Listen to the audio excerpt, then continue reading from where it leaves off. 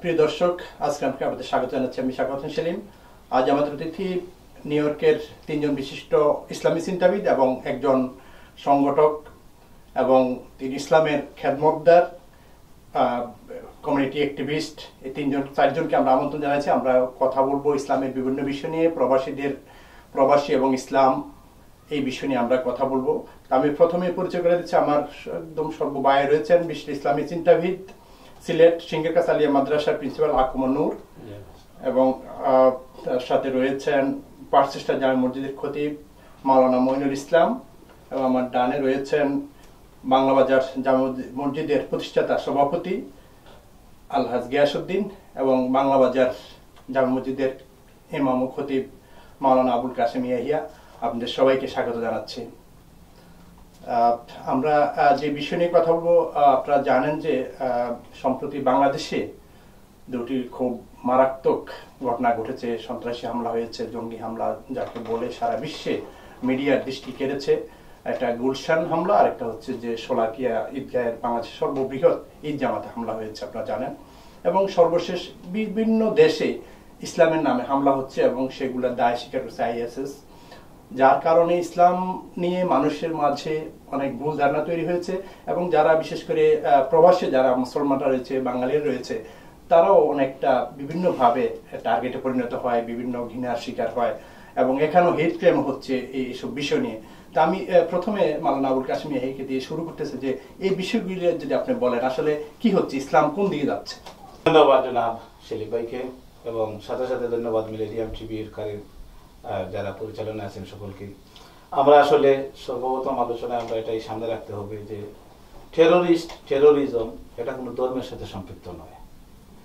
যেখানে যে অবস্থায় হচ্ছে, কোনো ধার্মিক এই কাজ করতে পারে না, এবং আমার জানা মতে ইসলাম ধর্ম সহ কোনো ধর্ম এটাকে সাপোর্টও করে না, সমর্থন করে না, এই ব্যাপারে কোনো ওয়ার্ডারও নাই। যেমন পবিত্র কালামুল্লাহ শরীফে মহান আল্লাহ রাব্বুল আলামিন ইরশাদ করেন, মান কাতালা নাফসান বিগাইরি নাফসিন আও ফাসাদিন ফিল আরদ ফাকান্নামা কাতালান নাসা জামিয়া। যদি কোনো মানুষ ফাসাদ সৃষ্টির জন্য কোনো মানুষকে অন্যায়ভাবে হত্যা করলো, সে যেন সমগ্র মানব জাতিকে হত্যা করলো।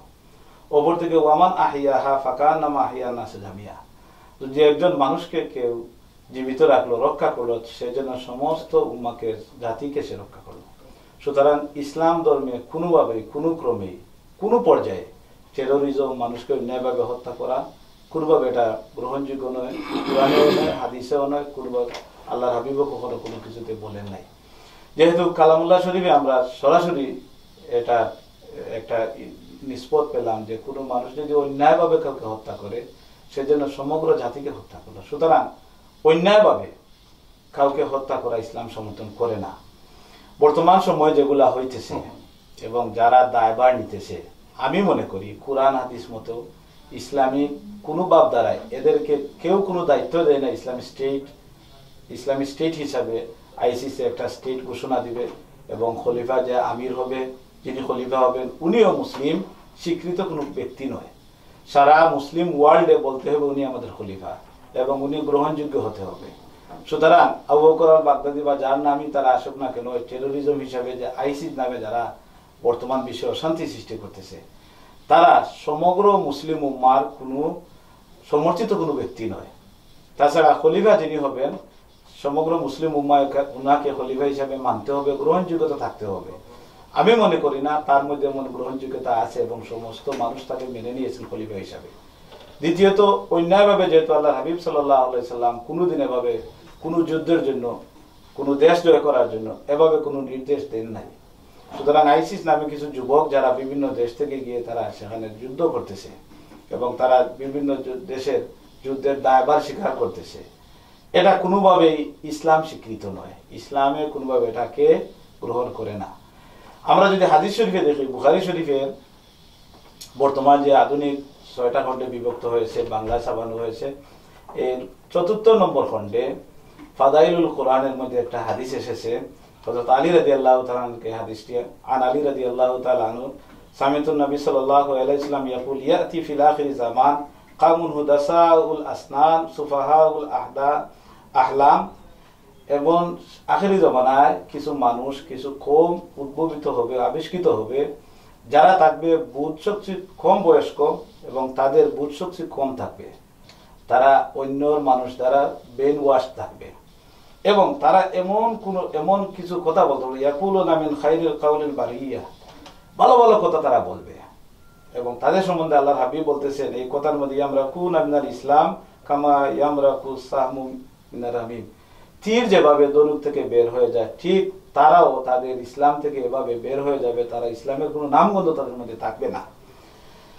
লা ইউজাউযু ঈমানাহুম হানাজিরাহুম, তাদের ঈমান গলার নিচে আসবে না, অর্থাৎ তারা শুধু মুখ দিয়েই মুসলমান, মৌখিকভাবে মুসলমান থাকবে, ঈমানের দিক দিয়ে তারা পরিপূর্ণ মুমিন নয়, মুসলমান নয়, শুধু মৌখিকভাবে তারা ঈমানদার হিসেবে দাবি থাকবে।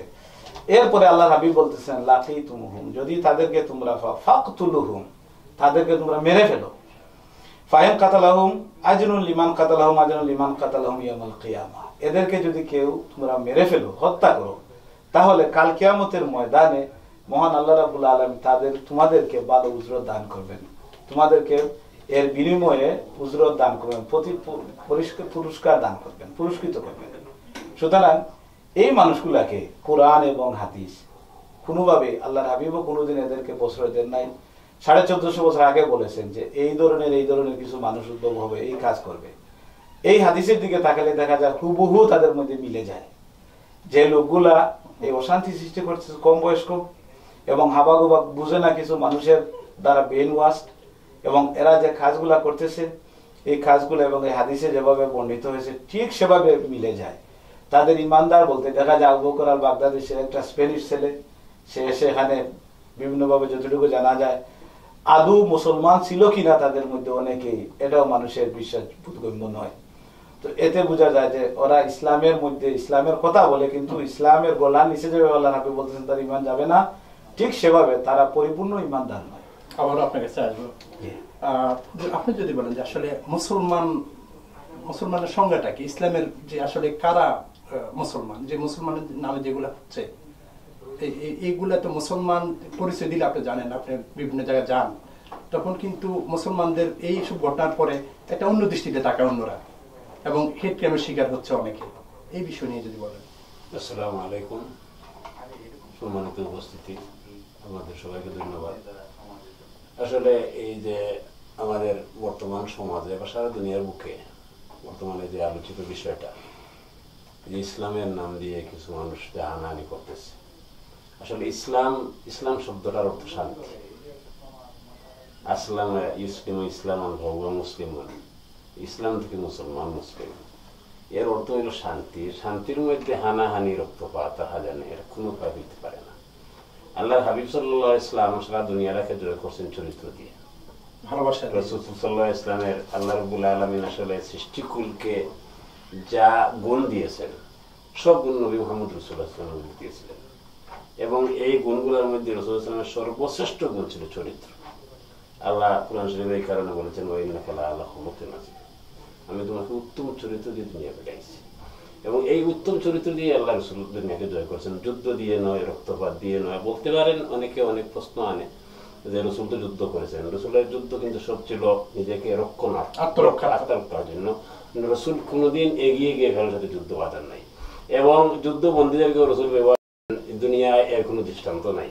যুদ্ধ বন্দীদেরকে রাসূল মসজিদে জায়গা দিয়েছেন এবং যাদেরকে এমন ভাবে ব্যবহার করেছেন যে ব্যবহারের কারণে দেখা যায় যে বদরের যুদ্ধে যে 70 জন এই বন্দী হয়েছিলেন সবাই সারার পর মুসলমান হয়ে গেছে ধীরে ধীরে। আল্লাহ হাবিব সাল্লাল্লাহু আলাইহি ওয়াসাল্লামের যে নীতি, এটাই হলো প্রকৃতপক্ষে ইসলাম। এটা পরিষ্কার আছে, লাকুম দীনুকুম ওয়ালিয়া দীন।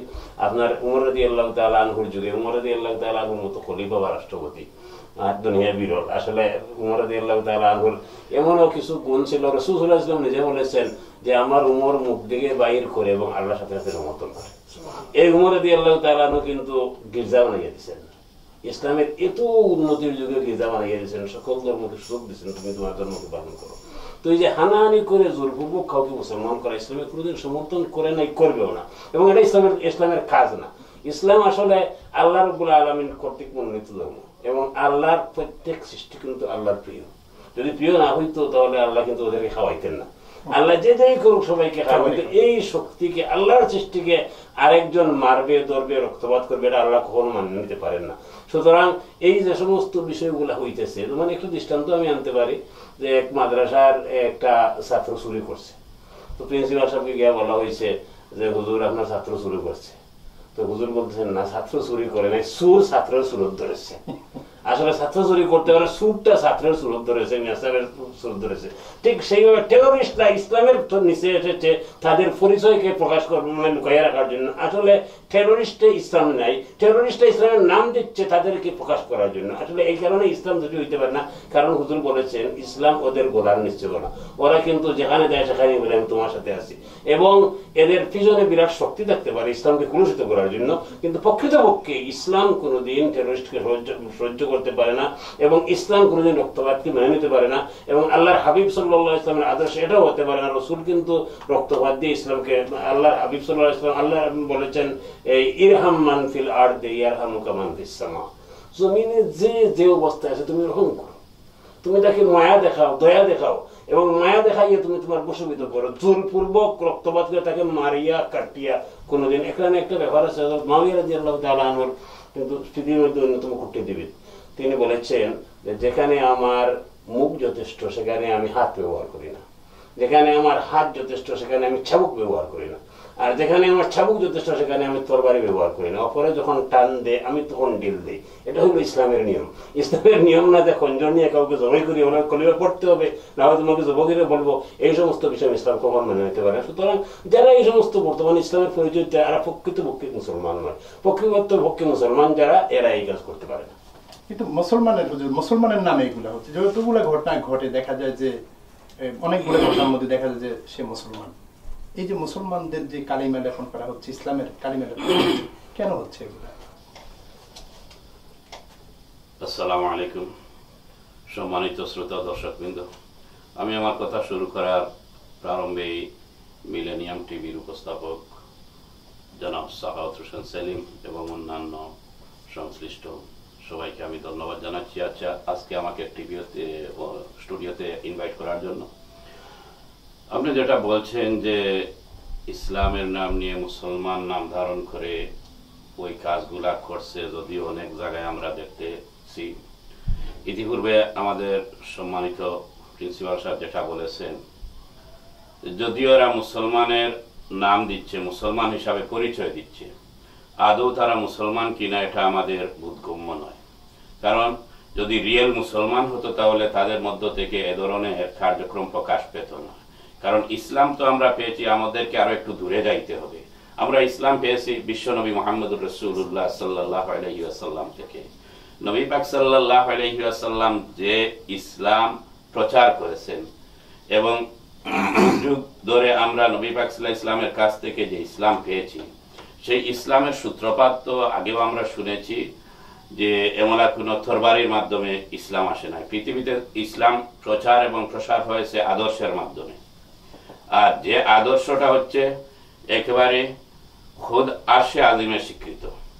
আল্লাহ সুবহানাহু ওয়া তাআলা যে নবীকে ইসলাম প্রচারের জন্য পৃথিবীতে প্রেরণ করেছিলেন, সেই নবীর আদর্শটা কেমন ছিল আমরা কুরআনে কারীম তালাশ করলে দেখি আল্লাহ সুবহানাহু ওয়া তাআলা বলেছেন, লাকাদ কানা লাকুম ফি রাসূলিল্লাহি উসওয়াতুন হাসানাহ। আল্লাহ পাক পৃথিবীর মানুষের জন্য নবী পাক সাল্লাল্লাহু আলাইহি ইসলামকে উসওয়ায়ে হাসানা, একটা বেস্ট সিম্বল বানিয়ে পৃথিবীতে প্রেরণ করেছেন, উত্তম আদর্শ বানিয়ে। তো যেহেতু তার কাছ থেকে আমরা ইসলাম পেয়েছি, অতএব তার আদর্শের মধ্যে তো এইভাবে সন্ত্রাস আমরা পাই না, তার আদর্শের মধ্যে আমরা এইভাবে হানাহানি পাই না, তার আদর্শের মধ্যে আমরা খুন খারাপি পাই না। তার আদর্শের মধ্যে রয়েছে কেবল দয়া। আমরা দেখেছি যে নবী পাক সাল্লাল্লাহু আলাইহি ওয়াসাল্লামকে কত মানুষ কত ধরনের কষ্ট দিয়েছে, এরপরে কোনোদিনও প্রতিশোধের হাত সামনে অ্যাডভান্স করেন নাই। সুযোগ পেয়েছেন অনেক। নবী পাক সাল্লাল্লাহু আলাইহি ইসলাম যুদ্ধ করে আসতেছেন, প্রতিমধ্যে এসে একটু বিশ্রাম নিয়েছেন।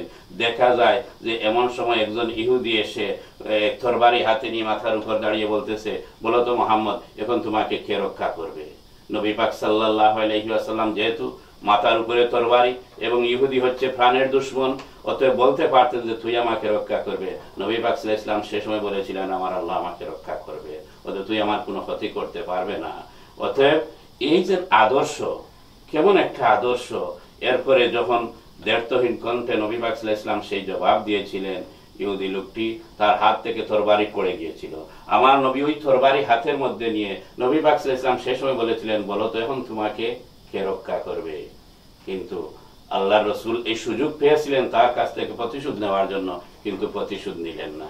এইভাবে এক নয় বহু ঘটনা রয়েছে। আমরা ইসলামের এই ইতিহাস যদি তালাশ করি তাহলে দেখি বিশ্বনবী মুহাম্মদুর রাসূলুল্লাহ সাল্লাল্লাহু আলাইহি ওয়াসাল্লাম তার আদর্শ দিয়ে ইসলামকে এই জমিনের মধ্যে এভাবে এস্টাবলিশ করে গিয়েছেন যে তার কাছ থেকে কোনো ধরনের এই নৈরাজ্য, কোনো সন্ত্রাস আমরা কখনো পাই নাই। আর এমন কথাটা তো নবী পাক সাল্লাল্লাহু আলাইহি ওয়াসাল্লাম তার রহমতের জবান থেকে বলেছেন যে, হে আমার উম্মতেরা, আমি যে ইসলামের শিক্ষা তোমাদেরকে দিতেছি, তোমাদের মধ্যে এমন কোয়ালিটি, এমন গুণ থাকতে হবে যে যে তখনই তোমরা হবে সত্যিকারের মুসলিম। হুজুর বলেছেন, আল মুসলিমু মান সালিম আল মুসলিমুনা মিন লিসানিহি ওয়া ইয়াদিহি। এই দুইটা কথা দেখেন, সিম্পল অ্যাডভাইস, সিম্পল হাদিস, এটা একবার কেমন অমর একটা বাণী। তখন থেকে কিয়ামত পর্যন্ত যত লোক শান্তিপ্রিয় লোক পৃথিবীতে আসবে প্রত্যেকের জন্য একটা কি আদর্শের বাণী। নবী পাক সাল্লাল্লাহু আলাইহি ওয়াসাল্লাম বললেন, একজন মানুষ তখনই সত্যিকারের মুসলিম হবে যখন তার হাত এবং জিহ্বা থেকে, মুখ থেকে অন্য মানুষ নিরাপদ। আজকে পৃথিবীতে যা অশান্তি সৃষ্টি হচ্ছে, যে ধরনের নৈরাজ্য সৃষ্টি হচ্ছে, সন্ত্রাসী কার্যকলাপ হচ্ছে, দেখেন প্রত্যেকটা সন্ত্রাসী কার্যকলাপ এবং এই হাদিসের সাথে কম্পেয়ার করেন, যদি আমরা এই হাদিসের সাথে কম্পেয়ার করি তাহলে আমরা দেখতে পাই যে যারা ওইটা করতেছে, যদিও কেউ কেউ বলতেছে আমার নাম মুসলিম, আমার নাম সলিমউদ্দিন, আমার নাম এই, আমার নাম সেই, কিন্তু তার আসল তথ্য যদি আমরা তালাশ করতে যাই তাহলে দেখব যে আদৌ সে মুসলমান নয়। হয়তো মুসলমানের নাম ধারণ করে, যেটা আমাদের আজকের এই অন্যতম অতিথি বলেছেন, যে ইসলামের ছায়ার মধ্যে এসে, ইসলামের মধ্যে ঢুকে, ইসলামের নাম ধারণ করে ইসলাম এবং মুসলমানকে পৃথিবীতে কলুষিত করার জন্য, হেয় প্রতিপন্ন করার জন্য আজকে তারা ইসলামের নাম ধরে, মুসলমান নাম নিয়ে এই ধরনের কার্যকলাপ করতেছে। কিন্তু ওই হাদিসের দিকে যদি আমরা তাকাই, যে কথাটা হুজুর বলেছেন, আল মুসলিমু মান সালিম আল মুসলিমুনা মিন লিসানি ওয়া ইয়াদি, রিয়েল মুসলিম ওই ব্যক্তি যার হাত এবং মুখ থেকে অন্য মুসলমান, অন্য মানুষ নিরাপদ। অর্থাৎ যে ইসলাম পেলাম ওই নবীর কাছ থেকে, ওই ইসলামের যে কন্ডিশন এবং মুসলমানের যে কোয়ালিটির কথা নবী পাক সাল্লাল্লাহু আলাইহি ওয়াসাল্লাম বলেছেন, আমরা যদি সেই কোয়ালিটি দিকে থাকাই তাহলে একথা আমরা নির্দ্বিধায় বলতে পারি, আজকের এই বিশ্বে, এবং বিশেষ করে আপনি যে একটু আগে বলেছেন বাংলাদেশে পরপর দুটা ঘটনা ঘটে গেল, ওইগুলা যদিও মুসলমানের ছেলে আমরা দেখতেছি বা মুসলমান, কিন্তু তাদের মধ্যে মুসলমানই কোনো কিছু আছে বলে এটা আমরা মেনে নিতে পারি না। কারণ মুসলমান তাদেরকে এই জন্য মানতে পারি না যেহেতু তারাই হচ্ছে নবী পাক সাল্লাল্লাহু আলাইহি ওয়াসাল্লামের এই হাদিসের বিপরীত, পরিপন্থী কাজ করতেছে। অতএব এই জন্য আমরা আজকে, যেহেতু ইসলামটা হচ্ছে শান্তির ধর্ম, পিস অফ রিলিজিয়ন, অতএব আমরা এটা নির্দ্বিধায় বলতে পারি যে ইসলামের এই গণ্ডির মধ্যে থেকে কোনো মানুষ এ ধরনের কার্যকলাপ করতে পারে না এবং করবেও না। আমরা সবসময় শান্তিপ্রিয় মানুষ। আমরা যেভাবে আমাদের শান্তি চাই, আমরা এই পৃথিবীতে প্রত্যেকটা মানুষের শান্তি চাই, এবং এটাই হচ্ছে ইসলামের শিক্ষা। নবী পাক সাল্লাল্লাহু আলাইহি ওয়াসাল্লাম তাই বলেছেন যে তোমার ঘরের পাশে যদি অন্য ধর্মেরও একজন লোক থাকে, তারও নিরাপত্তা বিধান করা তোমার জন্য একান্ত কর্তব্য। অতএব আমরা চাই যে যার ধর্মই পালন করুক না কেন, একজন ইনোসেন্ট নিরপরাধ মানুষকে এভাবে তুমি তরবারি দিয়ে রাতের আধারে হত্যা করবে, ঠাক নিয়ে অন্যের উপর নিয়ে উঠাইয়া ফেলবে, এভাবে সামনাসামনি হয়ে গুলি চালাবে, এটা ইসলাম কখনো স্বীকৃতি দেয় না, এবং এটা ইসলাম এবং মুসলমানের কাজ নয়। যারা এটা করছে তারা ইসলাম এবং মুসলমানের শত্রু, এটাই আমরা এটা নির্দ্বিধায় বলতে পারি। গিয়াস ভাই, আপনি জানেন আপনি একটা বিরাট একটা সন্ত্রাস বিরোধী র্যালি করেছেন আপনি বেশ কিছুদিন আগে সম্প্রতি। তো সেখানে যে বিষয়টা, যে হেট ক্রাইমের বিষয় ছিল, মুসলমানদের উপর, বাঙালির উপর যে আক্রমণ হয়েছিল, তো এই বিষয়ে আসলে এই আক্রমণটা কেন? থ্যাংক ইউ মিলেনিয়াম টিভির সেলিম ভাই এবং শ্রোতাবৃন্দ, আসসালামু আলাইকুম। আমি সেদিন যে একটা র্যালি করেছিলাম, দেখেন পৃথিবীর আনাচে কানাচে যেটা হচ্ছে, মুসলমানদের নাম ধরে আইএস নাম ধরে, এটা কিন্তু কোনোভাবে আমরা মেনে নিতে পারি নাই, কারণ এগুলা আমাদের মুসলমানকে ধ্বংস করে দিতেছে। যে বা যারা করতেছে ওরা রিয়েলি মুসলমান না। একটু আগে যে হুজুর বলছেন যে মুসলমানের রূপ ধরিয়া নাম ধরিয়া এগুলো আমাদেরকে কলুষিত করতেছে, এটা বড় সত্যি কথা। তো ওইটা করা আমাদের দেখেন, আমরা যে যে দেশেই থাকি, বিদেশে বিভিন্ন দেশে যে আমরা মুসলমানরা আছি, আমাদের উপর অনেক অত্যাচার আসতেছে। ওরা না বুঝে ওরা মনে করতেছে যে আমরা ওইটার সাথে জড়িত, আসলে কিন্তু আমরা ওইটার বিরুদ্ধে। যে বা যারা এটা করতেছে সবটা টেরোরিস্ট আইএস এর বিরুদ্ধে আমরা কিন্তু সব সময় রুখে দাঁড়াইছি এবং আগামীতে আমরা দাঁড়াইব, কোনো সন্দেহ নাই। তো এইটাকে প্রতিবাদ করার জন্য যেটা আমরা একটা সেদিন যে আমি একটা র্যালি করেছিলাম, অনেক চ্যানেল ছিল, তুলে ধরছি, ওরা এটা মেনে নিছে যে আমরা মুসলমান টেরোরিস্ট না, আমরা কিন্তু শান্তিপ্রিয় মুসলমান। ইসলাম অর্থ শান্তি, শান্তির ধর্ম, আমরা শান্তিপ্রিয়, সবাই মেজরিটি লোকই শান্তি আমরা বিশ্বাস করি। আমরা এটা প্রমাণ করে দিয়েছি যে যে বা যারা করেছে ওদের সাথে আমরা কেউ জড়িত নাই বা আমরা আগামীতে থাকবো না। আমি বিশ্বের মুসলমান সবাই প্রতি আমার আকুল আবদার থাকবে, যে বা যারা এই সমস্ত ইসলামের নাম ধরে কাজ করতেছে ওদেরকে ঘৃণা করার জন্য আমরা কোনো সময় মেনে নিতে পারবো না, কারণ এটা ইসলামের, ওরাই শত্রু, ওরাই ইসলামকে ধ্বংস করতেছে। আমরা প্রবাসে যে বা যেখানে আসছি মুসলমানরা, আমরা অত্যাচার অনেকই হইতেছি, কারণ হলো যে তারা যে কাজগুলা করতেছে এগুলা কিন্তু সঠিক কাজ করতেছে না। ওইটা সঠিক কাজ না করায় বিধর্মীরা মনে করতেছে যে মুসলমান সবাই তো এক, যার ধরুন ওরা ওদের সাথে অন্য ধর্মের লোকেরা সেটা মনে করে ইসলাম ধর্মের লোকেরা মুসলমানরা এই ধরনের কাজে করতে পারে। জি, তো আমি দেখেন সব সময় এখান থেকে পিছন থেকে অনেক সময় কল আসে বা যোগাযোগ করে, বা তারা জানতে চায় যে আমরা আসলে এখানে শুধু কি করতেছি না করতেছি, মসজিদে সবকিছু সঠিকভাবে হইতেছে কিনা না, কিন্তু ওরা সবকিছু জানার পরে তারা বিশ্বাস করতেছে, বুঝতেছে যে না, আমরা আসলে ওদের সাথে কোনো ধরনের সম্পর্ক নাই এবং থাকবেও না। ওরা আমাদের সাথে আসছে বা আমাদেরকে এখানে যে কোনোভাবে নিরাপত্তার জন্য সবসময় ওরা কিন্তু পাহারা দিতেছে যে আমরা যাতে কোনোভাবে কোনো ধরনের এফেক্টেড না হই ওদের বিধর্মীদের কাছ থেকে। আমরা আসলে একটা জিনিস যে প্রেসিডেন্ট সাহেব বলছেন বা আলোচনা থেকে যা ফুটে উঠতেছে যে কিছু মানুষ এই দেশে, আমেরিকার কিছু মানুষ সাধারণত কোনো হামলা হইলে, টেরোরিস্ট হামলা হইলে প্রথমে বলে এটা মুসলমানদের কাজ, মুসলমানরা এটা করছে, যে কোনো দেশে ওয়ার্ল্ডের ডিজাইনে। এবং মহিলারা যখন হিজাব পরা মহিলারা অন্যরকম দৃষ্টিতে পুরুষরা যখন দাড়িওয়ালা থাকে তখন এটা মুসলমানদের সাইন। কিন্তু আসলে এটা বুঝতে হবে টেরোরিস্ট কোন ধর্মে না। আমি বলি যদি এটা খ্রিস্টানরা করছে তখন আরেকটা সাইড চলে গেল, ইহুদিরা করছে, কোন ধর্মে প্রশ্রয় দেয় না, টেরোরিজম পছন্দ করে। একটা জিনিস যদি আমরা ইতিহাস তালাশ করি পিছনের দিকে, দেখেন এটা নতুন কিছু নয়। আল্লাহ হাবিব সাল্লাল্লাহু আলাইহি ওয়াসাল্লামের জিন্দেগিতে জীবন চলার সময়ে কিছু মানুষ আল্লাহ হাবিবের সামনাসামনি দাঁড়িয়ে বলতো এদিল ইয়া রাসূলুল্লাহ, আপনি ইনসাফ করুন ইয়া রাসূলুল্লাহ, কাছাকাছি বলতো, খানা খানা কথা বলতো, কিন্তু আল্লাহ রাব্বুল আলামিন এদের পরিচয় তুলে দিয়েছেন, ফি কুলুবিহিম মারাদুন ফাযাদাহুমুল্লাহু ওয়া মিনান নাসি মান ইয়াকুলু আমান্না বিল্লাহি ওয়া বিল ইয়াউমিল আখির ওয়া মা হুম বিমুমিনিন। আল্লাহ বলে দিয়েছেন যে ইয়া রাসূলুল্লাহ, তারা খানা খানি এসে কথা বলে আপনার সাথে আন্তরিকতা সম্পর্ক দেখাইতে চায়, কিন্তু এরা কোনো মুমিন নয়।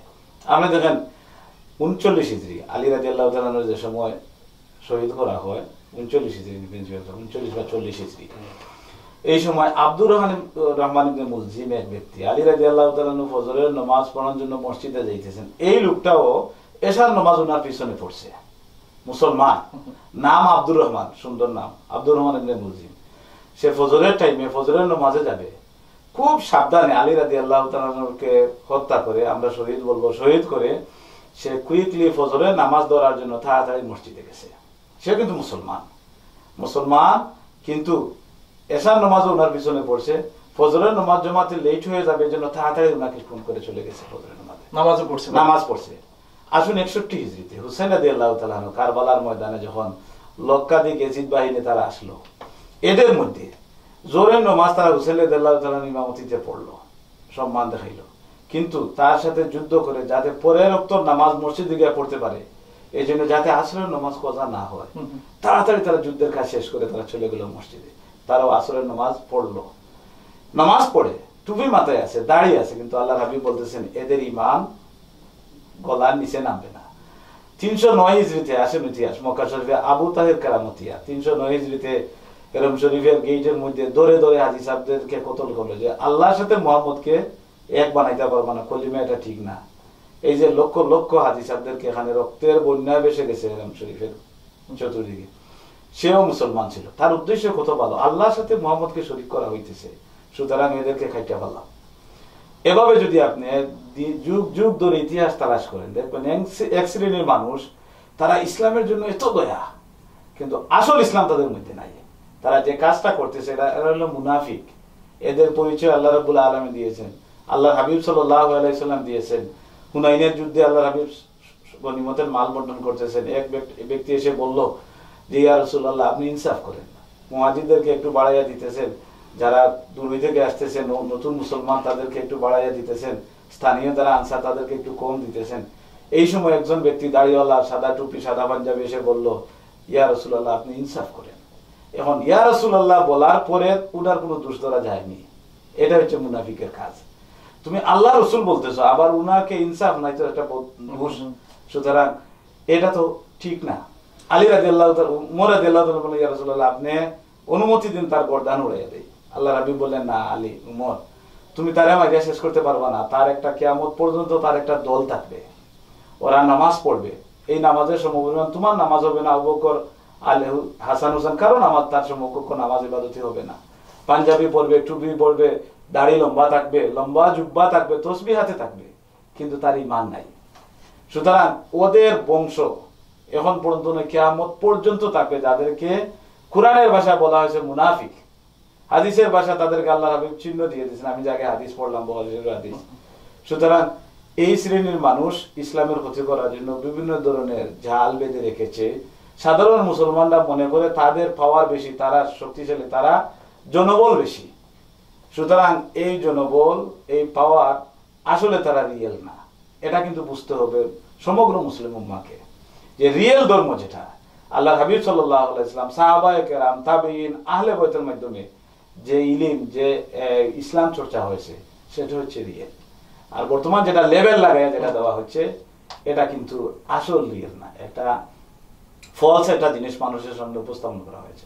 দেখেন আজকে কোনো মসজিদে যদি কোনো আল্লাহওয়ালা কোনো লোক যায় তখন মানুষ এখানে উপস্থিত কম হবে। বর্তমান সময়ে যদি কোনো স্কলার যায় সালাফি বা অন্য কোনো ধর্মে, দেখুন সকল মানুষ এখানে গেছে। এখানে একটা জিনিস কালার করা হচ্ছে, আউলিয়া কেরাম যাদের সামনে আল্লাহ রাব্বুল আলামিন কোরআন শরীফে বলছেন আল্লাহ ইন্না আউলিয়া আল্লাহ। আমি প্রিন্সিপাল সাহেবকে অনুরোধ করবো এই বিষয়ে একটু বলেন যে আউলিয়া কেরামদেরকে বর্তমানে কলুষিত করার জন্য কিছু মানুষ বলে মাজার পূজারী বলে একদল মানুষদেরকে আলাদা করে দেয়, যারা জিয়ারত করতে যায় তাদেরকে বলে ওরা মাজার পূজারী, আর যারা জিয়ারত করে না, জিয়ারত থেকে দূরে থাকে, যারা বর্তমানে ঠাইঠুই করে থাকে তাদেরকে বলে সঠিক ইসলাম। এই যে বর্তমানে একটা ডিভাইড ধরানো হচ্ছে ইসলাম এবং মুসলমানদের মধ্যে, এই সম্বন্ধে আমি মনে করি আমাদের সজাগ থাকা দরকার, এবং আমাদের ছেলে মেয়েদেরকে, আমাদের গড়ে যারা আছে বা ছোট ভাই ছেলে মেয়ে, তাদেরকে বোঝানো দরকার যে আসল যে ইসলাম কোন জিনিস। বর্তমান যে রঙিন ইসলাম, আইসিস বলেন, যাই বলেন, ওরা কিন্তু রিয়েল না। রিয়েলটা যদি আমরা বুঝাইতে পারি তাহলে জনগণ এখান থেকে অনেকটা পরিত্রাণ পাবে। এই জনগণকে বা নতুন প্রজন্মকে আসলে কিভাবে এই বার্তাটা দিবেন, সঠিক ইসলামের বার্তাটা, এবং ইসলামের উপরে যে মুসলমানদের যে কালিমাটা সেটা কিভাবে মুক্ত করা যায়, কিভাবে সেটাকে আমাদের এখানে যারা মূলধারা রয়েছে, যারা আমরা যেখানে প্রবাসী রয়েছি, কিভাবে বুঝবো, তাদেরকে বুঝাবো যে মুসলমান অথবা ইসলাম এই সন্ত্রাস বিশ্বাস করে না, সন্ত্রাসী না, কিভাবে এই বিষয়টা ক্লিয়ার করবেন? আসলে সম্মানিত দুই উলামার কাছ থেকে দুইটা কথা বাইরে হয়ে আইছে এখানে পরিষ্কার। পাকচেস্টারের মোহতারাম সাহেব যে একটা হাদিস এনেছেন, এই হাদিসটা কিন্তু আবার সিয়াসিত্তার সব কিতাবে আছে, সিয়াসিত্তার বাইরে ও মিশকাত শরীফ সহ অন্যান্য কিতাবে আছে। আল মুসলিম মান সালিমাল মুসলিমুনা মিন লিসানি ওয়া ইয়াদি। আর বাংলা বাজার ইমাম সাহেব একটা কথা আনছেন যে মুনাফিক। আসলে দুনিয়ায় আল্লাহ রাব্বুল আলামিন যা মানুষ সৃষ্টি করেছেন, এই মানুষগুলোর মধ্যে ইসলামের ভাষায় সবচেয়ে নিকৃষ্ট মানুষ ইয়াহুদি না নাসারা না, নিকৃষ্ট মানুষ হলো মুনাফিক। আর মুনাফিকের সুরতটা কিন্তু ইসলামের সুরত। দুজকের সর্বনিম্ন স্তরে ইন্নাল মুনাফিকিনা ফিদ-দারকিল আসফালি মিনান নার, আল্লাহ রাব্বুল আলামিন বলেন দুজকের সর্বনিম্ন স্তরের স্থান। তো ওদের বেশটা কিন্তু মুসলমানের বেশ। একদম অবস্থা হইল যার কাছে যায় তাকেই বলে আমি তোর আছি। ওইযা লাকুল্লাযিনা আমানু খালু আমান্না ওইযা খালাউ ইলা শায়াতিনিহিম খালু ইন্না মাআকুম ইন্নামা নাহনু মুস্তাজিউন। মুসলমানের কাছে আসলে মুমিনের কাছে আমি তোর সাথে আছি, ওদের সাথে গেলে এইভাবে। ইসলাম ত্যাগ করে না তারা কিন্তু আসলে তো ওদের কাছে ইসলাম নাই। ওদের আসল পরিচয় মুনাফিক, কিন্তু সুরত ধরছে নিজেকে প্রকাশ করার জন্য, দুনিয়ার মানুষকে সম্মানিত ভালো হওয়ার জন্য। একটা ব্যাপার পরিষ্কার যে শুধু উম্মতে মুহাম্মদী না, আদম আলাইহিস সালাম থেকে নিয়ে কিয়ামত পর্যন্ত সবার জন্য মডেল বা আদর্শ নবী মুহাম্মদ রাসূলুল্লাহ সাল্লাল্লাহু আলাইহি ওয়াসাল্লাম। এমনকি আদমের জন্য মডেল ছিলেন, মুসার জন্য মডেল ছিলেন, ঈসার জন্য মডেল ছিলেন। কিন্তু বাংলাদেশের ইমাম সাহেব আগে একটু আগে আলোচনা করছেন, সামনাসামনি রাসূলকে বলতেছে রাসূল আপনি ইনসাফ করেন নাই। অথচ কিয়ামত পর্যন্ত রাসূল কিন্তু চোখের পানি ফেলে দিয়ে দুঃখ প্রকাশ করেছেন যে যদি মুহাম্মদ রাসূলুল্লাহ ইনসাফ না করে তাহলে কিয়ামত পর্যন্ত এই জমিনে আর কে আসতে পারে ইনসাফ করা। আল্লাহর হাবিবকে আল্লাহ ইনসাফ প্রতিষ্ঠা করেছেন। এবং চিন্তা করেন সেলিম ভাই যে ব্যাপারটা আমরা এনেছি এখানে, যে এই যে আমাদের উপর আসলে যে বড় তাদেরকে হিংসা করা হয়, এটা দুনিয়ার সবাই জানে যে ইসলাম ছাড়া শান্তির কোনো ব্যবস্থা নাই, ইসলাম ছাড়া মুক্তির কোনো ব্যবস্থা নাই। আর ওই যারা ইসলামের শত্রু প্রকৃত পক্ষে ইসলামকে কলুষিত করার জন্য ইসলামের সুরত ধরিয়ে তারা এই ব্যবস্থা করতেছে। আমরা যতটুকু জানি ইসলামের জোরপূর্বক কাউকে ধরে মুসলমান করার, জোরপূর্বক কাউকে ধরে হেদায়ত দেওয়ার কোনো নির্দেশ ইসলামে নাই। ইমাম সাহেব আরো আনছেন যে ওলি আল্লাহ, ওলি আল্লাহর দিকে আপনি খুঁজান। ওলি আল্লাহ কিন্তু বিশেষ করে এই যে দুনিয়ায় আপনার নবী আইছেন, নবীর পরেই তো শেষ নবী মুহাম্মদ রাসূলুল্লাহ আসার পর নবুয়তি কিন্তু বন্ধ হয়ে গেছে। নবুয়তির রাসূল পরে কিন্তু কিয়ামত পর্যন্ত, মুহাম্মদ রাসূলুল্লাহ পরে কিয়ামত পর্যন্ত কিন্তু ইসলাম প্রচার প্রসারের দায়িত্ব উলিয়াদের উপর। এটা কিন্তু অলিয়া উলিয়া ছাড়া আর কেউ করতে পারে নাই। যুগ যুগ ধরে এদের দুশ্মন শত্রু আইছে সত্য, কিন্তু অলিয়া উলিয়ারা তাদের আদর্শ দিয়ে রাসূলের আদর্শ নিয়ে আইছেন।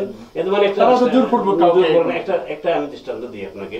ওই যে আমাদের মাযহাবের ইমাম আবু হানিফা, যদিও উনার বর্তমান যুগে মুসলমান নামদারিরা উনার অনেক সমালোচনা করে, কিন্তু এটা বলতে হবে সারা দুনিয়ার সারা পৃথিবীর মুসলমানের কাছে গ্রেট ইমাম আবু হানিফা তার নোমান রাদিয়াল্লাহু তাআলা।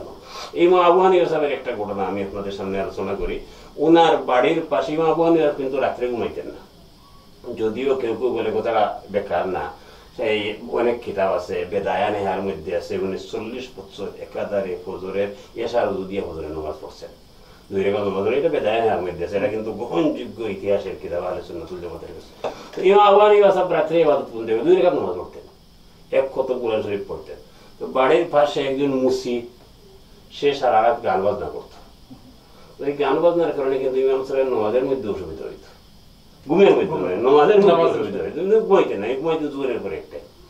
তখন তিনি ছাত্রদেরকে পাঠাইলেন যে গিয়া একটু বললো আমার একটু ইবাদতের মধ্যে অসুবিধা হয়, সেজন্য এই কাজটা না করে। তো মুসিবেটা কিন্তু জবাব দিছে উনি উনার কাজ করবে, আমি আমার কাজ করবো, উনি এখানে আটাআটি কেন করে, এটা তো ঠিক হবে না। তো ছাত্ররা কিন্তু গরম হয়েছে, হুজুর কিন্তু না বলছেন না, তার কথা ঠিক আছে, সে তার ধর্ম করবে, আমি আমার ধর্ম করবো, তাকে আঘাত দেওয়া ঠিক না। কিছুদিনের মধ্যে দেখা গেল কি একদিন এই গান বাজনার আওয়াজ শোনা যায় না রাত্রে। হুজুর সকালবেলা ছাত্রদেরকে ডেকে বললেন যে আজকে তো গান বাজনার আওয়াজ শুনলাম না, মুসির কি হইল? হুজুর মুসিদকে পুলিশে ধরিয়ে নিয়ে গেছে। ইমাম আবু হানিফা চিন্তার মধ্যে হয়ে গেলেন। হঠাৎ দেখা গেল তিনি বাইরে নিয়ে গেলেন। একটু পরে মুসিদাকে জেল থেকে ছুটাইয়া নিজে নিয়ে আইছেন, যে মুসিদা আপনার সাথে এত খারাপ ব্যবহার করছে। এবং ছাত্ররা কিন্তু ধরাইছে। ছাত্ররা বললো হুজুর এই কাজটা কি করলেন, আমরা এত কাজ করি, এত চেষ্টা করে এই কাজটা করলাম। হুজুর বলতেছেন সে তার কাজ করছে, তোমরা তোমাদের কাজ করছো, আর আমি আমার কাজ করলাম। মানে সে তার গান বাজনা করা করবে, আর তোমরা তো হুজুরের অসুবিধা হইতেছে এই কারণে ধরাইয়া দিছো। আর আমি দেখলাম ও আমার প্রতিবেশী। ইসলামের কিন্তু বড় একটা হুকুম আছে প্রতিবেশীর প্রতি খেয়াল রাখা। এবং যদি জেলের মধ্যে থাকে তার বাচ্চা কাচ্চা সব উপাস মারা যাইবে, সুতরাং আমি প্রতিবেশী হিসেবে আমার একটা হক আছে, আমি তাকে এই কারণে ছুটাইয়া নিয়ে আসলাম। আধা ঘন্টার ভিতরে দেখা যায় মুসিবেটা তার পরিবার সহ ইমাম সাহেবের কাছে এসে পরিবারকে মুসলমান হয়ে গেছে। ইসলাম কিন্তু এই আদর্শের ধর্ম। ইসলাম ধরে গেল কি ইসলাম চরিত্র, যেই কারণে আমি আগে বলেছি, হুজুরও বলেছেন আল্লাহর দুনিয়ায় একমাত্র একটা আদর্শ দিয়েছেন মুক্তির, তার নাম হলো লাকাদ কানা লাকুম ফি রাসূলিল্লাহি উসওয়াতুন হাসানাহ। এবং প্রকৃতপক্ষে রাসূলের আদর্শে নিয়ে যারা আছে এরা এই কাজ করতে পারে না। এবং রসুলের আদর্শ খুঁজতে হলে কিন্তু যাইতে হবে সাহাবীদের কাছে, যাইতে হবে ওলিয়া উলিয়াদের কাছে। এখন যদি আপনি বলেন না ওলিয়া উলিয়া বলতে কোনো কিছু নাই, সাহাবীরা আমাদের মতো মানুষ, তখন আপনি হয় টেররিস্ট হয়ে যায়, IS ওইগুলার অনুসরণ করতে, এগুলো হল ইসলাম কলুষিত হবে। আর প্রকৃতপক্ষে কিন্তু ইসলাম এটা না। প্রকৃতপক্ষে ইসলাম হইল রসুলুল্লাহর ইসলাম, সাহাবায়ে কেরামের ইসলাম, ওলিয়া উলিয়ার ইসলাম। এবং এইগুলারে যদি খুঁজাইতে হয় তাহলে আপনি আপনার হাত দিয়া জিহ্বা দিয়ে অন্য কোনো মানুষকে আঘাত করতে পারেন না। যদি আপনি অন্য কোনো মানুষকে ইসলাম ব্যবহার করিয়ে আঘাত করেন তাহলে আপনি মুসলমান মুনাফিক হয়ে গেলেন। আর মুনাফিকটা কিন্তু ইসলামের সর্বোৎকৃষ্ট। এবং রাসূল সাল্লাল্লাহু আলাইহি ওয়াসাল্লাম ইমাম সাহেব, বাংলাবাজারের ইমাম সাহেব একটু আগে আলোচনাটা আনছেন যে শেষ পর্যন্ত তারা বলতে বলতে বলছে মুহাম্মদ রাসূলুল্লাহ ইনসাফ করে। আল্লাহ রাসূল বলছেন যদি মুহাম্মদ ইনসাফ না করে কিয়ামত পর্যন্ত কে আর ইনসাফ করবে? তো এই যে রাসূল সাল্লাল্লাহু আলাইহি ওয়াসাল্লামকে সরাসরি যারা আঘাত করছে, এখন এই রাসূলকে এরা ব্যবহার করিয়া আমাদের মুসলমানদেরকে আঘাত দিতেছে, মুসলমানদেরকে কলুষিত করতেছে। ওরা কিন্তু ইসলামের মানুষ না, এরা ইসলামের শত্রু। এবং এরা ইসলামকে মানুষের কাছে মানে খেলা করার জন্য, মানুষের কাছে ইসলামের দুর্নাম ছড়ানোর জন্য, ইসলামকে নষ্ট করার জন্য এরা করতেছে। আর প্রকৃত মুসলমান যারা ওলিয়া উলিয়াদেরকে অনুসরণ করবেই, করতে হবেই, কারণ ওলিয়া আল্লাহ ছাড়া রাসূলুল্লাহর কাছে যাওয়া যাবে না। রাসূল ৭৭ বছর আগে চলে গেছেন। আপনি চিন্তা করেন আমাদের ভারত উপমহাদেশ কত বড় মুসলমানদের এরিয়া, কিন্তু ওখানে কোনো অভিযান নাই, ওখানে কোনো সাহাবীও যান নাই। ওখানে ইসলাম প্রচার হয়েছে ওলিয়া উলিয়াদের হাতে। বিশেষ করে আমেরিকা এক সময় যা ছিল, আজকে কিন্তু মুসলমানদের জন্য বিরাট একটা আবাসস্থল আমেরিকা। এবং অন্তত আনন্দের সাথে বলতে পারি আমাদের বর্তমান প্রেসিডেন্ট বারাক ওবামা বলেছেন যে ইসলাম ইজ পার্ট অফ আমেরিকা, ইসলামটা আমেরিকার পার্ট। এবং এই আমেরিকা ইসলাম এসেছে ওলি আল্লাহর মাধ্যমে। বাবা মহিউদ্দিন রহমতুল্লাহ এই আমেরিকা জমিয়ে ঢুকিয়েছেন।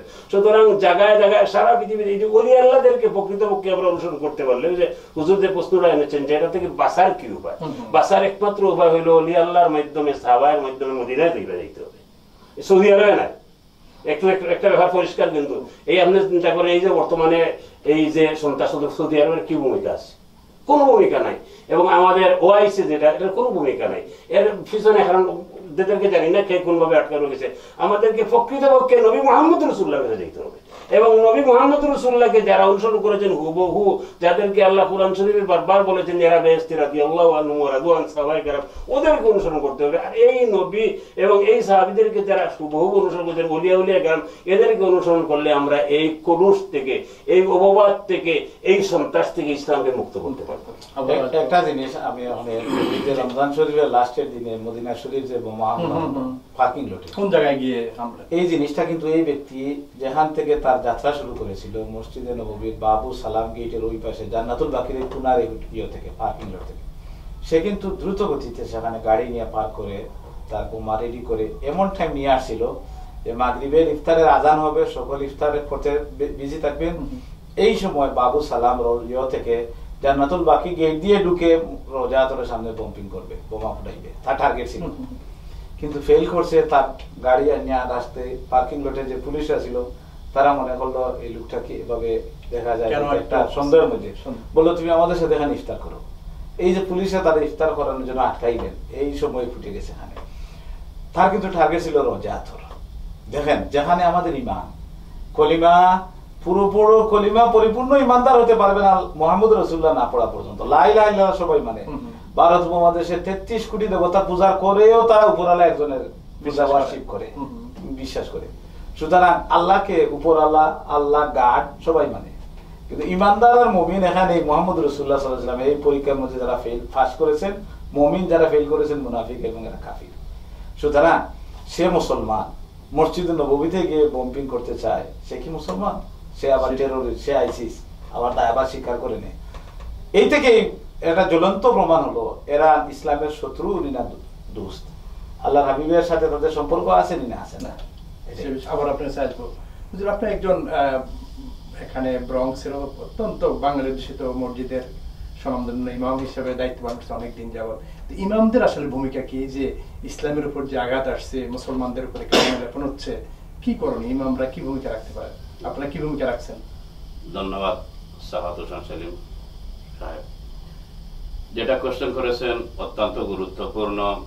যে সত্যি সত্যি যেহেতু আমাদের মুসলমানদের প্রতিটি কাজই হচ্ছে মসজিদ ভিত্তিক। ইসলামের যাত্রা শুরু হয়েছিল মসজিদ থেকে। নবী পাক সাল্লাল্লাহু আলাইহি ইসলাম যেহেতু আমাদের উসওয়া হাসানা, আমাদের আদর্শ, আমাদের সিম্বল, এবং ওই ইসলামকে আজকে আমরা ফলো করে চলতেছি। তাই ওই ইসলামের ইতিহাস আমরা তালাশ করলে দেখি মসজিদ থেকে যাত্রা শুরু হয়েছিল, মসজিদই ছিল এখানে রাষ্ট্রের প্রাণকেন্দ্র, মসজিদই ছিল বিচারালয়, মসজিদই ছিল এবং আজকেও যদি আমরা রিয়েল ওই ধর্মকে ফলো করি, ওই আদর্শ এবং শান্তির পথকে বুঝতে চাই, তাহলে আমাদেরকে মসজিদের মধ্যে চলে আসতে হবে। তাই এই বর্তমান এই ফিতনার যুগে যখন পৃথিবীর প্রত্যন্ত অঞ্চলে সন্ত্রাস খুন খারাপি নিয়ে এক শ্রেণীর লোকেরা অত্যন্ত তৎপর, এমন সময় মসজিদ থেকে আমাদেরকে যদি ওই আওয়াজ তুলি, মসজিদের যে সমস্ত মুসল্লিয়ানে কেরাম আর রিয়েল মুসলিম যারা, তার তো মসজিদে আসবেই, কারণ এটা হচ্ছে তার নৈতিক দায়িত্ব এবং এটা অর্ডার অফ আল্লাহ সুবহানাহু ওয়া তাআলা। অতএব মসজিদকে যদি আমরা ওই ব্যাপারে জোরালো আওয়াজ তুলি, মানুষদেরকে বুঝাই কুরআন হাদিসের আলোকে এবং ইসলাম কোন জিনিস এবং সন্ত্রাসবাদ কোন জিনিস। ইসলামের মধ্যে সন্ত্রাসবাদের কোনো আশ্রয় প্রশ্রয় নাই, এটা ইসলাম আদৌ পছন্দ করে না। যারা ওই ধরনের কার্যকলাপ করে তাদেরকে ইসলাম ঘৃণা করে। এটা যদি আজকের এই বর্তমান প্রেক্ষাপটে আমরা মসজিদের প্রত্যেকটা মুসল্লিকে আমরা সময় সময় ওই ব্যাপারে বুঝাই, ওই ব্যাপারে তাদের সামনে স্পিচ রাখি, বিশেষ করে বিভিন্ন জুমা যেহেতু সাপ্তাহিক বা বড় গ্যাদারিং হয়, জুমার মধ্যে আমরা এই ব্যাপারে আমাদের মুসল্লিয়ানে কেরামকে বুঝাই যে এই সন্ত্রাসবাদ এটা আদৌ ইসলাম পছন্দ করে না, এটার প্রতি ইসলাম এবং মুসলমানের নফরত রয়েছে। তাহলে যারা আসবে গার্ডিয়ান, প্যারেন্টস, তারাও এই ব্যাপারে এক্সট্রা নলেজ পাবে এবং তারা তাদের সন্তানাদি যারা হচ্ছেন আমাদের ফিউচার, আমাদের নেক্সট জেনারেশন, আমরা আজকের সমাজে দেখতে পাচ্ছি যে ইয়াং কিছু ছেলে ফেলে ওই ধরনের অপকর্ম করতেছে। অতএব এই ব্যাপারে আমরা প্যারেন্টস যারা আছি, আমরা এই ব্যাপারে ডাইরেক্ট হোক সচেতনতা সৃষ্টি করতে হবে, আমরা দায়ী, আমরা রেসপন্সিবল, তো আমাদেরকে আরো সচেতন হতে হবে। আর এই সচেতনতা যদি আমরা মসজিদের মধ্যে এই ব্যাপারে আরো একটু অগ্রণী ভূমিকা পালন করি, তাহলে আমাদের মধ্যে সচেতনতা বৃদ্ধি পাবে। আমরা আমাদের পরিবার পরিজন, বিশেষ করে আমাদের সন্তানাদির ব্যাপারে আমরা আরো একটু অ্যালার্ট হব। যদি তাদেরকে সত্যিকারে আমরা কোরআন এবং হাদিসের নলেজ তাদের মধ্যে আমরা প্রোভাইড করতে পারি, তাহলে আমি এটা বিশ্বাস করি মসজিদের মাধ্যমে আমাদের সমাজের মধ্যে, গোটা জাতির মধ্যে, এই বিশ্বের মধ্যে একটা শান্তি ফিরে আসবে, এর দ্বারা আমরা উপকৃত হব। আমরা শেষ করবো গিয়াস ভাই, আপনি মসজিদের প্রেসিডেন্ট হিসেবে দায়িত্ব পালন করছেন, যারা এরকম মসজিদ পরিচালনার গুরু দায়িত্বে যারা রয়েছেন তাদের কি ভূমিকা থাকা দরকার? আমি মনে করি যারা মসজিদের দায়িত্বে আছেন ওনারা সবাই একটু অ্যালার্ট থাকার দরকার, যাতে প্রত্যেক মসজিদের মুসল্লি বৃন্দ যে বা যারাই আছেন বা প্রত্যেকের পারিবারিকভাবে যাতে এই উপকর্মতে কেউ জড়িত না হয়, এদিকে সবাই একটু সচেতন থাকা একান্ত দরকার আমি মনে করি। শেষ করবো আপনাকে দিয়ে যে খুতবা একটা খুব গুরুত্বপূর্ণ বিষয়, খুতবাতে কি বিষয়টা আনা দরকার? আসলে যেভাবে খুতবা দিচ্ছেন এটা কি আরো ফলপ্রসূ কিভাবে করা যায়? একটা জিনিস আমাদের মধ্যে কিছু মানুষ মনে করেন খুতবা একটা বক্তৃতা, একটা লেকচার, সুতরাং আমরা বাংলাতে খুতবা দিই যাতে আমরা সবাই বুঝি, এটা ঠিক নয়। আল্লাহ হাবিব সাল্লাল্লাহু আলাইহি সাল্লাম যখন আরবিতে খুতবা দিতেন তখন অন্য ভাষাভাষী লোক ছিলেন, সালমান ফার্সি, ফারসি থেকে এসেছেন। এরপরেও খুতবা আরবিতে তো বাধ্যতামূলক, সেখানে দোয়া থাকবে, হাদিস থাকবে, কোরআন শরীফের আয়াত থাকবে। অনেকে বলেন যে অর্থ বোঝেন না, অর্থ বোঝেন না, এগুলার জন্য আমরা আগে যেটা বাংলায় ওয়াজ করি বা যে ভাষায় যে মসজিদের মুসল্লিরা বেশি বুঝে ওইটা আমরা খুতবার এটা মিনিংটা আগে বলে দিই। এটা চলে আসতেছে চিরাচরিত নিয়ম অনুযায়ী।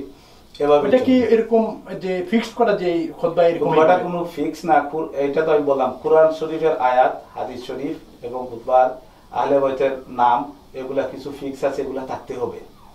আদারওয়াইজ এমনি কতটুকু বাংলায় বা ইংলিশে আমি বলে দিলাম এটা খুতবা হতে পারে না। খুতবা ফার্স্ট প্রায়োরিটি প্রিন্সিপাল সাহেব বলবেন আরবিতে হতে হবে এবং সেখানে কোরআন শরীফের কয়েকটা আয়াত থাকতে হবে, হাদিস শরীফ কয়েকটা থাকতে হবে এবং লাস্টে যেটা দোয়ার মধ্যে আহলে বাইতের জন্য দোয়া মাস্ট বি করতে হবে, হাসান হুসাইন এদের নাম নিতে হবে, আহলে বাইতে যারা আজওয়াজ মুতাহিরান তাদের নিতে হবে। এরপরে আমরা বর্তমান সময় যে সন্ত্রাস দমনের জন্য যে ইসলামিক ফাউন্ডেশন যে খুতবা বাংলাদেশে এটা নিয়ে আবার হয়েছে, এটা আমি যতটুকু জানি, আমি দেখেছি খুতবাটা এটা একটা নির্ভুল খুতবা নয়। যারা বানাইছে আরো কিছু পাণ্ডিত্য দরকার, এটার মধ্যে কায়দা কানুনের অভাব আছে, এটা সুন্দর বানানো দরকার। এক, দুই নম্বরে এই 52 দিনের 52 খুতবা না নির্ধারিত করে যদি একটা খুতবা সব মসজিদে সুন্দরভাবে হয় এবং একটা ভাব গাম্ভীর্য হয়, যেভাবে নিয়ম আছে সুন্নত তরিকা মতো হয়, অসুবিধার কোনো কারণ নেই। হতে পারে, সেটা হতে পারে, কিন্তু এটা আল্লাহর হাবিবের কিছু আমাদের প্রবাসে যেভাবে আমরা বিভিন্ন মতাদর্শে বিভক্তি, কিছু মানুষ যারা আছেন এরা মনে করেন খুতবা বাংলা ভাষায় ইংলিশ ভাষায় দেওয়া যায়, যেমন যারা সালেফি জমাত এরা এরকম মনে করে। কিন্তু সত্যিকার অর্থে আমরা যারা খুতবার আসল মিনিং আমরা যারা বুঝি উলামায়ে কেরাম, আমরা কখনো আরবি ভাষা ছাড়া অন্য ভাষায় খুতবা দিতে পক্ষপাতিত্ব নই। কারণ আল্লাহ হাবিব সাল্লাল্লাহু আলাইহি ওয়াসাল্লাম আরবিতে খুতবা দিয়েছেন, এটা হচ্ছে সুন্নাত। এবং খুতবা যে জিনিস থাকা দরকার বাংলাতে ইংলিশে দিলে এটা থাকে না। আল্লাহ রাসূলের কাছে এই আরবি ভাষাটা পছন্দনীয় ছিল। প্রিন্সিপাল স্যার 1 মিনিট বলেন। আমরা শেষ করব যে আসলে যদি যারা মুসল্লিরা তারা যদি না বোঝে, এবং সেখানে খুতবাটা খুব ইম্পর্টেন্ট, খুতবার মাধ্যমে সবাইকে একটা গাইডলাইন দেওয়া, তো সেই বিষয়টা আসলে যে বিষয়টা সেলিম ভাই এখানে পরিষ্কার, 1450 বছর যাবত আরবিতে দেওয়া হইতেছে। যেখানে ফার্সি ভাষা আছে, যেখানে ইংলিশ ভাষা আছে, ওইটা এই একটা এখানে একটা বিরাট অভিযান চলতেছে স্কলার। তো আমাদের এখানে কিন্তু আমেরিকায় অনেকে ইংলিশ যে জানে তাকে স্কলার বলে। এটা কিন্তু রসুলের কথার গুরুত্ব। রসুল ইংলিশকে পছন্দ করার জন্য বলেন নাই। আমি প্রেসিডেন্ট আমার থেকে খেয়াল করে চাইতেছেন, কারণ রসুল বলছেন আরবিকে, এবং আরবিতে খুতবা দেওয়ার শর্ত বোঝা জরুরি না, কিন্তু এই কথাটা পরিষ্কার মনে রাখবেন। বুঝা কিন্তু মাতৃভাষায় যদি অর্থটা বলে দেওয়া হয়, এটা উনিও করেন। পৃথিবীর সব ইমাম যারা ইমাম আছে এরা করে এই খুতবার আলোকে আগের সম্পূর্ণ বয়ানটা দিয়ে দেয়। ইংরেজিতেও বলে, এই দেশে মানুষের বোঝার জন্য বাংলাতেও বলে, কিন্তু খুতবা আরবি দিতে হবে। এবং আরবিতে খুতবা নাই, যে কোনো বিষয়ে আরবিকে প্রাধান্য দেওয়ার জন্য আল্লাহর রাসূল হুকুম করে। যে হুকুম তো বুঝেন আপনি, আহিব্বুল আরবিয়াত আলা সালাসাতিন, দেখেন এই কথাটা পরিষ্কার। আহিব্বুল আরবিয়াত ইংলিশ না, আর বাংলা না, আহিব্বুল আরবিয়াত আলা সালাসাতিন, তোমরা 3টা কারণে আরবি ভাষাকে পছন্দ করো, মহব্বত করো। লিআন্নী আরবিয়্যুন, 1 নম্বর বলেছেন আমি মুহাম্মদ রাসূলুল্লাহ আরবি, এবং আমি ছাড়া দুনিয়ার কোনো আদর্শ নাই। ওয়াল কুরআন আরবিয়্যুন, 2 নম্বর বিষয়টা হলো কোরআন শরীফ আরবি। ওয়া লিসানু আহলিল জান্নাতি আরবিয়্যুন, বেহেশতবাসীর ভাষা হইল আরবি। মাটির নিচে গেলেই হু ইজ ইওর গড নাই, মার রাব্বুকা শুরু হয়ে যাবে। তো এখন এই কারণে এখন এই যে যাই বর্তমান যুগে এই সমস্ত বিষয়ের স্কলার, ইংলিশ জানলে স্কলার, আরবি জানলে কিছু না। আমরা 16, 17, 18, 20 বছর পড়িয়ে এখন আরবি মুখ দিয়ে বাহির করতে ভয় পাই। আপনারা আশ্চর্য হবেন, কোন মসজিদে এইরকম খুতবা দেনেওয়ালা ব্যক্তি এসে বলছে লা ইলাহা ইল্লাল্লাহু মুহাম্মাদুর রাসূলুল্লাহ বলছে, তারা বলছে না লা ইলাহা ইল্লাল্লাহু মুহাম্মাদার রাসূলুল্লাহ। আরবি পড়তেই জানে না, প্রশ্ন করে যে মুহাম্মদ কেন বললে, বলে আমি তো আরবি জানি না। আরবি না জানলে কিন্তু কোরআন হাদিস বোঝা যাবে। কোরআন হাদিস বুঝতে হইলে আরবির দরকার। যেহেতু কোরআন শরীফ আরবি, সুতরাং এর অনুকরণ করি আপনি খুতবাকে আরবি দিতেই হবে। হুজুর বলেছেন যে কয়েকটা বিষয়, যেমন আহলে ওয়াদের জন্য আপনাকে দোয়া করতে হবে, আশারাই ওয়াশারার জন্য আপনাকে দোয়া করতে হবে, এবং হাদিস বলতে হবে। কোরআন শরীফ আয়াত বলতে একটা বাংলা দেওয়া যাবে না, বাংলা এর আগে যত সময় পারেন যে কোনো ভাবে ইচ্ছা করি ওয়াজ করেন এই আলোকে। যে এখন ওই সমস্ত বিষয়গুলা নিয়েই আমরা বেশি বাড়াবাড়ি বাড়ার কারণে আমরা মধ্যে অনৈক্য এবং আমাদের মধ্যে সন্ত্রাসের সৃষ্টি হয়ে যায়। এইটাই চিন্তা রাখেন, ইসলামের জায়গায় না থাকলে যা হয়। আসলে যদি আপনি সরাসরি এই বিষয়টা প্রশ্ন আসে না যে রসুল কোন ভাষায় খুতবা দিয়েছেন, এই কথা আপনি চিন্তা করে দেখবেন। মৌলিক বিষয় যেটা আছে এটা বাংলাতে, আরবি দেওয়ার খুতবার আগে বাংলাতে আমরা যেটা বয়ান করি, যে মসজিদ আছে এই মুসল্লিরা একটা বিষয় উল্লেখ করার ব্যাপার, যে আজকাল রিয়েল বিষয়গুলাকে এই বর্তমান তথাকথিত স্কলার যারা, তারা রিয়েল বিষয়গুলাকে কেবল বেদাত বলতেছে। যেমন দোয়া যুগ যুগ থেকে চলে আসতেছে, দোয়াকে তারা বলতেছে বেদাত। মিলাদ শরীফ যুগ যুগ থেকে চলে আসতেছে, নবী সাল্লাল্লাহু আলাইহি ওয়াসাল্লামের প্রসঙ্গ জন্ম বৃত্তান্ত গুলাকে বলতেছে বেদাত। এবার প্রত্যেকটা মৌলিক ইবাদত বন্দেগী যেগুলা সুবুত রয়েছে, কুরআন হাদিস ভিত্তিক দলিল রয়েছে, ওগুলাকে তারা বেদাত বলতেছে। কিন্তু আমি বলবো এই ইংলিশে খুতবা দেওয়াটা রিয়েল বেদাত।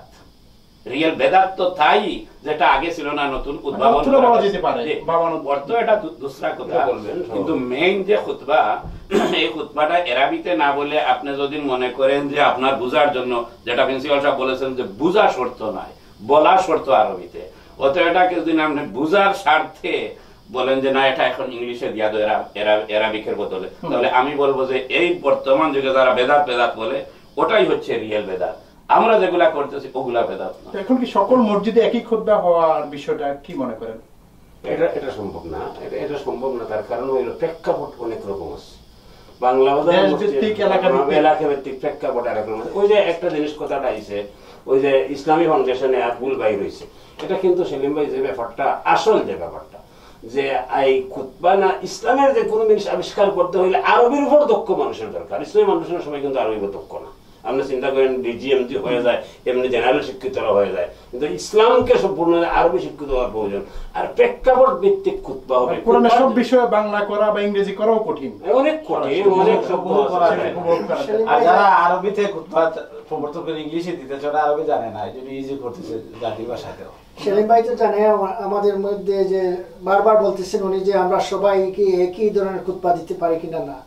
আপনি জানেন কিছু সংখ্যক মসজিদ আছে যে বা যারা এখানে অনেক কিছু তারা বিলিভ করে না, যেটা যে আমরা শবে বরাত পালন করি ওইগুলা তারা বিশ্বাসই করে না। 8 রাকাত ওরা যে তারাবির নামাজ 8 রাকাত 20 রাকাত ওরা বিশ্বাস করে না। তো ওদের সাথে আপনি কিভাবে মিশ্রিত হয়ে খুতবা দিবেন একত্রিত হয়ে?